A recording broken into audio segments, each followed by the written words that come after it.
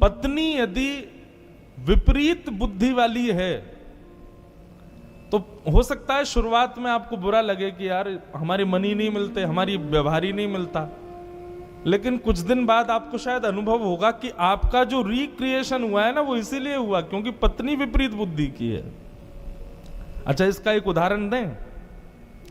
गोस्वामी तुलसीदास जी महाराज जिन्होंने मानस की रचना की, वो पहले ब्याह नहीं कर रहे थे, लेकिन वो कथा इतनी अच्छी करते थे कि एक ब्राह्मण उनसे कथा में रीझ गया और पीछे पड़ गया, मेरी बेटी से ब्याह करो, मेरी बेटी से ब्याह करो। गोस्वामी जी बोले भैया हमको ब्याह के चक्कर में नहीं पड़ना, हमको कथा वथा में ही रहने दो बस, ठीक है। इतने में ही महाराज देवादिदेव महादेव प्रकट हो गए और प्रकट होकर के गोस्वामी जी को कहा कि तुमको उस ब्राह्मण की बेटी से ब्याह करना है, उसी से तुम्हारा मंगल होगा। गोस्वामी जी बोले जब महादेव कह रहे हैं तो इसका मतलब है निश्चित मेरा मंगल ही होगा। गोस्वामी जी ने जैसे ही ब्याह किया, ब्याह के बाद गोस्वामी जी की बुद्धि बदल गई। कैसी हो गई? राम जी की जगह पत्नी में ही आसक्त हो गए। अब तो 24 घंटा उसी को निहारना, उसी को देखना। कथा कहीं होती तो बस यूं रहता कब पूरी हो मैं जाऊं और अपनी पत्नी से मिलूं। इतना प्रेम अपनी पत्नी से करते। लेकिन बंधुओं, शास्त्र आज्ञा करता है अति सर्वत्र वर्जयेत, अति हर चीज की बुरी होती है।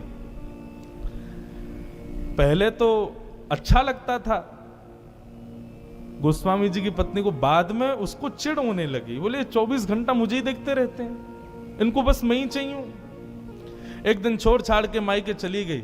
रात्रि में सोए थे गोस्वामी जी, उठ करके देखा तो देखा पत्नी है नहीं। व्याकुल हो गए, विरह कातर हो गए, रोने लगे, कहां चली गई।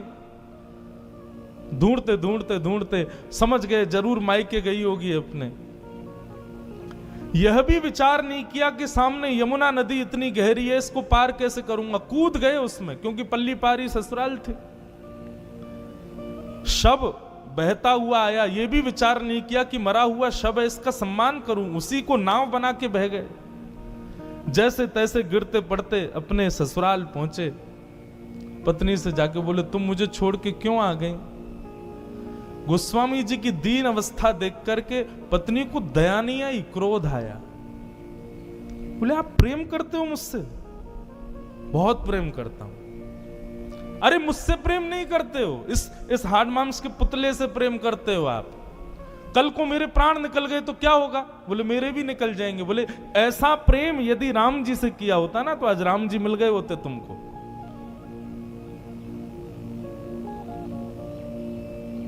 जब दुत्कारा पत्नी ने, गोस्वामी जी के नेत्र एक क्षण के लिए बंद हो गए। उन्होंने अपनी संपूर्ण स्थिति को देखा। सारा शरीर अस्त व्यस्त हो गया, शरीर से दुर्गंध शव की आ रही है, कांटे लगे हैं पैरों में। ऐसी दीन अवस्था एक साधारण सी कन्या के लिए मेरी, और वह भी मेरे सामने खड़े होकर मुझे ही डांट रही है। निश्चित है कि यह अवस्था यदि राम जी के लिए हुई होती, इतना व्याकुल, इतनी तड़प राम जी से मिलने के लिए हुई होती, तो निश्चित राम जी मिल गए होते। और बस उसी क्षण गोस्वामी जी निकल गए और चित्रकूट के घाट पर भई संतन की भीड़, तुलसीदास चंदन घिसे तिलक करें रघुवीर। राम जी से मिले। अब यहां पर प्रश्न यह उठता है कि महादेव ने प्रकट होकर क्यों कहा कि तुम ब्याह करो। हम लोग जन्म पत्री मिलवाते हैं, ब्राह्मणों से पूछते हैं कि भाई लाला हमारे बेटा के लिए, बेटी के लिए अच्छा वर वधू होना चाहिए। आप निश्चित एक बात मानिएगा, जन्म पत्री के बाद बेटी लड़का लड़की की बनेगी और उनका जीवन अच्छा चलेगा तो समझो ये सामान्य बात है। लेकिन लड़की के घर आते ही उसकी विपरीत बुद्धि से पति का यदि रिक्रिएशन हो गया, उसकी बुद्धि शायद और कहीं लग जाए, किसी और भाव में आ जाए, तो निश्चित समझना ये संबंध उसी भाव से हुआ है जिस भाव से गोस्वामी जी का हुआ। महादेव ने क्यों कहा कि तुम ब्याह करो? क्योंकि महादेव जानते थे जब तक पत्नी की डांट नहीं पड़ेगी तब तक ये राम जी से मिलने के लिए लालायित होगा ही नहीं। इसलिए महादेव प्रकट हुए। एक गांव में एक तत्ववेत्ता रहता था, तत्व चिंतक। उनकी पत्नी बड़ी खतरनाक थी, मारती थी उनको, गांव के सामने पीट देती थी कभी कभी तो, लेकिन वो तत्ववेत्ता थे, सब उनका सम्मान करते थे। एक गांव का बालक, उसका पूरा परिवार उसके पीछे पड़ा था, ब्याह कर लो, ब्याह कर लो, ब्याह कर लो। तो उसने बहुत मना किया।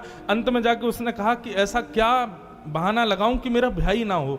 तो उसने कह दिया, यदि वो तत्ववेत्ता बोल देंगे कि ब्याह कर लो तो मैं कर लूंगा, क्योंकि उसको लगा वो कभी नहीं बोल सकते। उनकी पत्नी इतनी खतरनाक है, वो सबको यही राय देंगे कि भाई तुम भी ब्याह मत करो। गांव के सब लोग गए तत्ववेत्ता के पास, जाके बोले हमारा बेटा ब्याह नहीं कर रहा, कह रहा आप कहोगे तो करूंगा। बेटे ने कहा, कहिए भगवान मुझे ब्याह करना चाहिए कि नहीं? बोले बिल्कुल कर लो, अभी कर लो, इसी वक्त कर लो। बालक बोला, आप कैसे कह सकते हो? आप तो खुद दूध के जले हो, छाछ फूंक फूंक के पीनी चाहिए और दूसरों को भी बोलना चाहिए ऐसा ही कि फूंक फूंक के पियो, जल ना जाओ। लेकिन आप तो मुझे खुद जलाने के लिए ही आज्ञा दे रहे हो, आप कह रहे हो ब्याह कर लूं। अरे नहीं, आप जैसी पत्नी मेरी आ गई तो तत्ववेत्ता बोले, देखो तुम्हारे मन के अनुरूप पत्नी आ गई तो बढ़िया, खुशी खुशी जीना। और यदि विपरीत बुद्धि वाली पत्नी आ गई तो एक की जगह दो तत्ववेत्ता हो जाएंगे एक ही गांव में, तुम भी तत्व चिंतक बन जाओगे। मैं तत्व चिंतक बना हूं किस लिए? क्योंकि मेरी पत्नी विपरीत है। एक बार कनाडा में कथा कर रहा था मैं, तो वहां एक माता जी आई। माता जी तो नहीं थी, थोड़ी युवाई थी, लेकिन ब्याह नया ही हुआ था उनका। बोली, महाराज जी मैंने इतने सोमवार व्रत किए, मैंने शंकर जी को इतना दूध चढ़ाया, इतना ये किया, ब्राह्मणों ने जो बताया मैंने सब किया, मेरे पति बिल्कुल विपरीत मिले मुझे। मैंने कहा मां, मैंने उनको भी यही कथा सुनाई। मैंने कहा देखो, पति यदि मन के अनुकूल मिल गया होता तो पूरा मन पति में ही लग जाता।